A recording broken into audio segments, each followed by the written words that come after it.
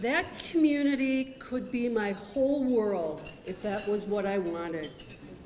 We have book groups and baking groups and trips to the apple orchard for the little kids. We take turns leading our own religious services, even though really very few of us can carry a tune. We talk during services. Our rabbi has to pound on the lectern during services to get us to stop. But we love catching up with each other, and honestly, many of us attend services as much for the horizontal as for the vertical. We throw candy at couples who are about to get married. Hundreds of sun-kissed fruit discs rain down on the couple as our kids scramble to grab the candy and cram it into their pockets. They come to see marriage as sweet. When one of our members needs a refrigerator and can't pay for it, the rabbi makes some phone calls and asks each of us for some money, but won't tell us for who. We laugh together and we cry together through the deepest sorrows and the greatest joys. My synagogue community and my family and closest friends could take up all the room that I have for real caring. But while I love them, they don't take up all the room. Why is that? Somehow, people of faith cannot make peace with looking away from the statistics in the opening video or from the people whose lives are the basis of those statistics. Excuse me. Is our caring just human decency, or is its source something that has a more specific grip on us or root in us? We asked Earl Schwartz, assistant professor of religion at Hamline University, to help us struggle with that question. We learned about Martin Buber's focus on being present in an I-thou relationship. Buber wrote, when two people relate to each other authentically and humanly, God is the electricity that surges between them. In addition to studying Buber together, we engage the concept of covenant. Covenant can sometimes refer to a relationship between a person and God, the vertical, and can sometimes refer to a relationship between person and person, the horizontal. Today we'll focus on the horizontal. Each of the following religions holds that we are linked horizontally. Christianity, the concept of covenant appears in the New Testament, with the person-to-person linkage being signified by the shared table of the Lord's Supper. Islam, the Quran requires Muslims to care about their neighbors and give them help and relief in many very specific ways, including sharing their neighbors' grief and happiness. Judaism, the Hebrew Bible's concept of brit, meaning pact or alliance, refers to the covenants between people, as well as to the covenants between people and God. Native American spiritual understandings. Many Native spiritual understandings are rooted in the medicine wheel, which holds that we are inextricably linked to each other. I'm asking you to look at this room. We are different from each other. But when we take away the differences, what emerges is a shared core truth that we are linked to and responsible for each other. If we're linked, if we're truly linked, then what about those statistics?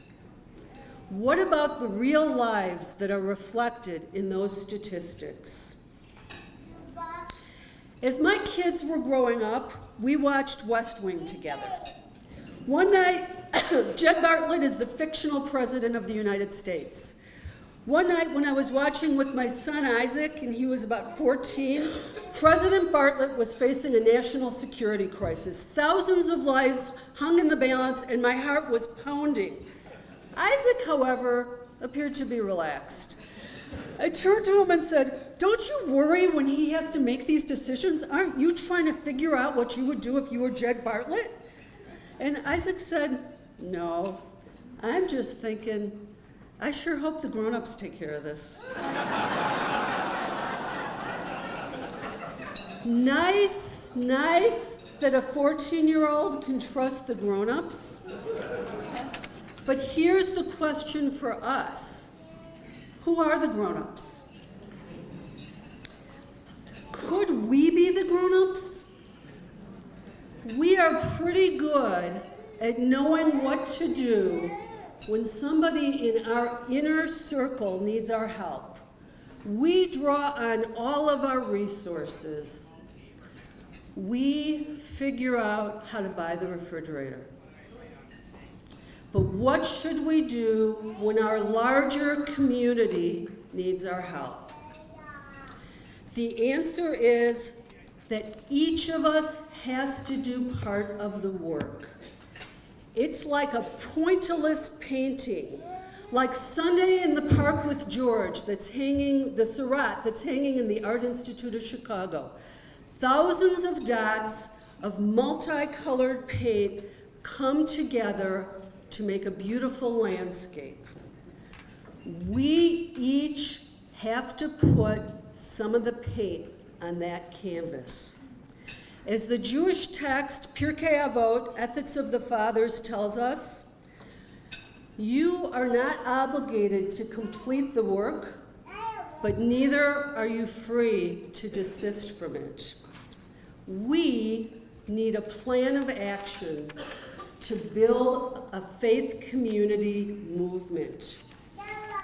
Interfaith action is inviting the faith community to step in and be part of building an infrastructure of opportunity in St. Paul.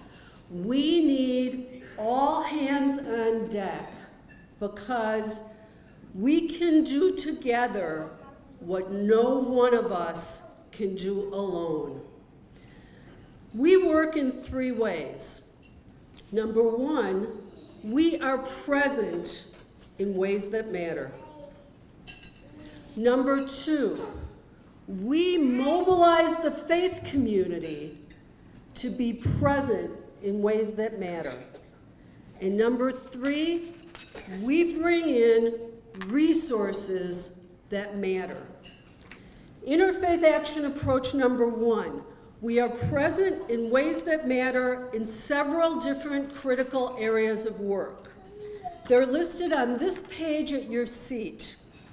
We are present, providing high quality, culturally specific after-school education in the Native American and African American communities.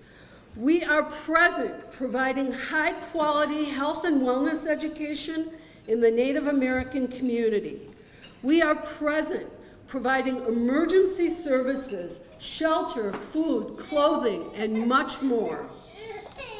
The work listed on this sheet is very significant in many people's lives, but it still only addresses some of what's needed. How can we put even more dots on that canvas?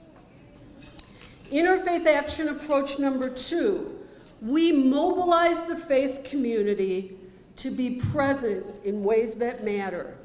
You've seen us do this in Project Home, and now we will launch an additional mobilization. We will draw on faith communities to build an opportunity core a corps, C-O-R-P-S, like an army.